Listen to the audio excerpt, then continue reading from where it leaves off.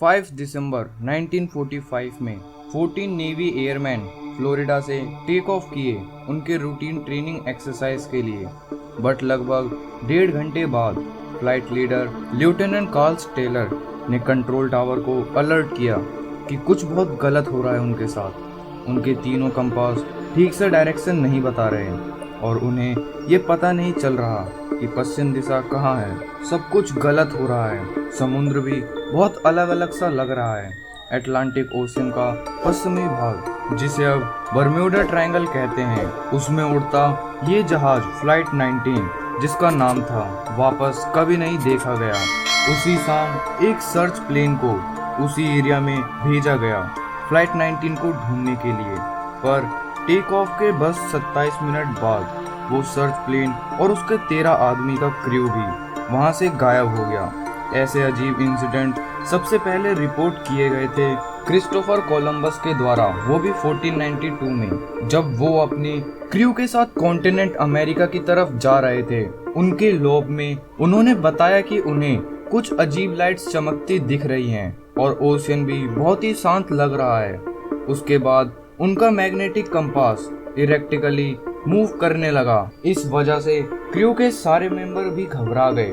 Florida, Bermuda और Puerto Rico के बीच में अटलांटिक ओशन के इस भाग को बर्म्यूडा ट्रायंगल पहली बार एक ऑथर इनसेंट गैरेज के द्वारा कहा गया था।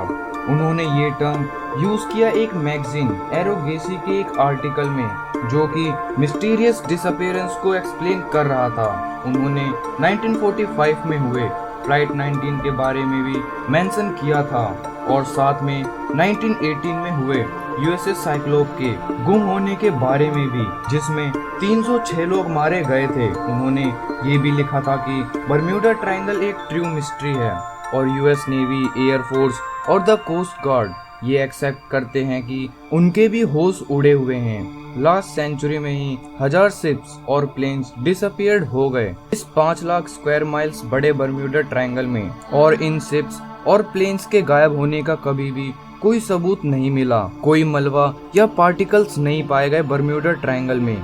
अब ये सारी चीज आपको जरूर बहुत रहस्यमय लग रही होंगी, तो ये सब चीजों को एक्सप्लेन करने के लिए कॉन्स्पिरेसी थ्योरी तो बनी ही है।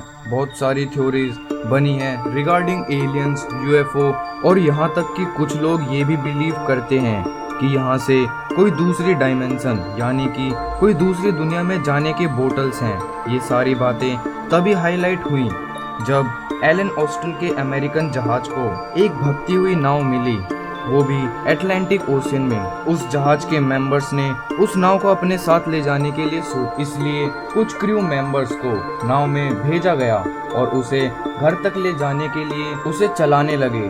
पर इस सफर के बीच में ही दोनों जहाज एक दूसरे से अलग हो गए और जब वो वापस मिले तो उस नाव के क्रू वापस से गायब हो गए थे। तो ये सब तो थी कुछ दुर्घटनाएं जो बर्म्यूडा ट्रायंगल में हुए थे।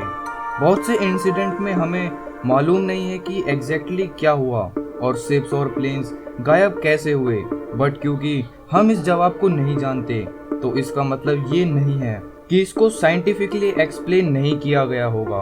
अगर हमें किसी चीज का जवाब नहीं पता तो इसका मतलब ये नहीं कि सच्चाई कुछ दुनिया से ही परे है।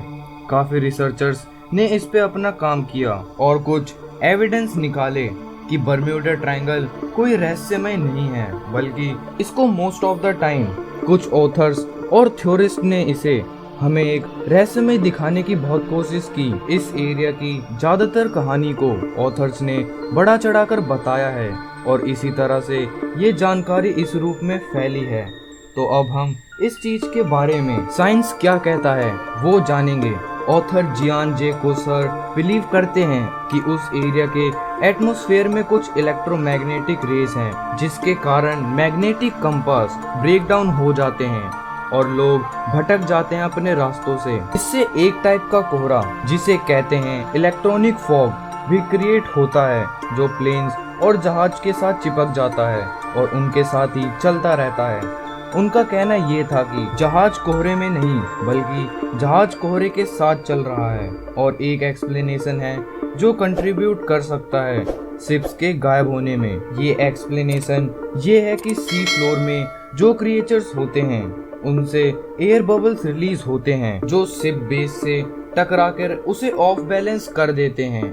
इसकी वजह से एक जहाज पूरी तरीके से डूब सकता है। यूएस कोस्ट गार्ड का इस सब्जेक्ट में ये कहना है कि ऐसी कोई भी मिस्ट्री नहीं है बर्म्यूडा ट्रायंगल के बारे में, और उसमें से ज्यादातर एक्सीडेंट ह्यूमन एरर और उस एरिया के नेचुरल फीचर की वजह से हो सकते हैं, जैसे कि गल्फ स्ट्रीम जो कि एक नदी की तरह अटलांटिक ओशियन में एंटर करता है, वो भी बहुत ज्यादा फोर्स के साथ, और उसके पावरफुल करंट एक पॉसिबल एक्सप्लेनेशन है कि डूबे हुए जहाजों का मलबा क्यों नहीं मिलता, क्योंकि वो अपने साथ बहा कर ले जाता है।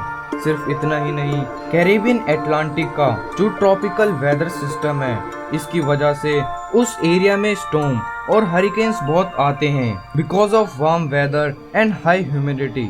ये एरिया बर्म्यूडा ट्रायंगल के अंदर ही आता है। अटलांटिक ओशियन का सबसे बड़ा ट्रेंच बैकोराइट ट्रेंच बर्म्यूडा ट्रायंगल के अंदर ही आता है। ये ट्रेंच बेसिकली एक बड़ा सा होल है, वो भी सी फ्लोर के अंदर।